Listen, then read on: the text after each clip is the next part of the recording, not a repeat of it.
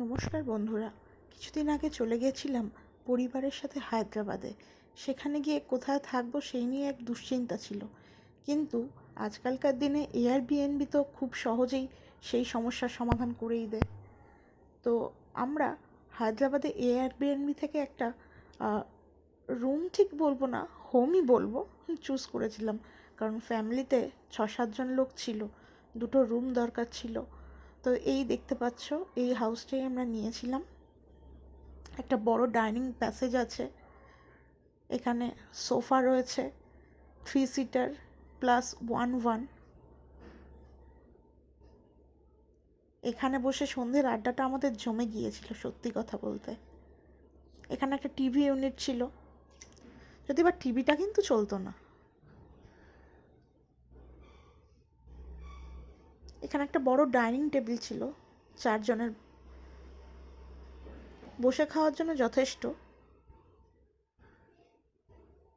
ছিল একটা ঘর, একটা বেসিন, আয়না। ঘরে ছিল আলমারি, আয়না, বড় খাট, একটা বারান্দা।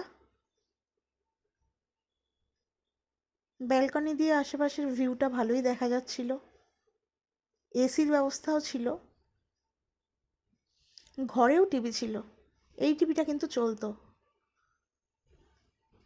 ঘরে ছিল একটা অ্যাটাচ বাথরুম।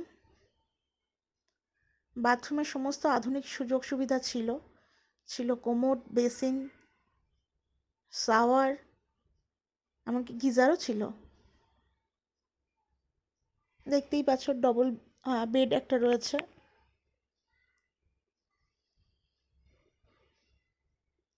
পাশে আরেকটা রুম ছিল, সেই রুমেও ছিল একটা বড় খাট, আলমারি ছিল, ছিল এসি, আয়না ছিল,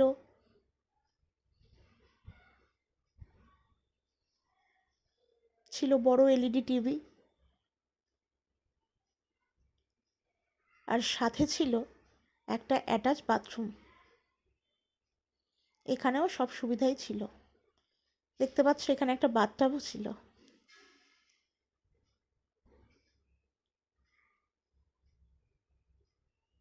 আচ্ছা, তোমরা কি কখনো বাথটাবে চান করেছো? তোমাদের কি সত্যিই খুব ভালো লাগে বাথটাবে চান করতে? আমার তো বেশ লাগে।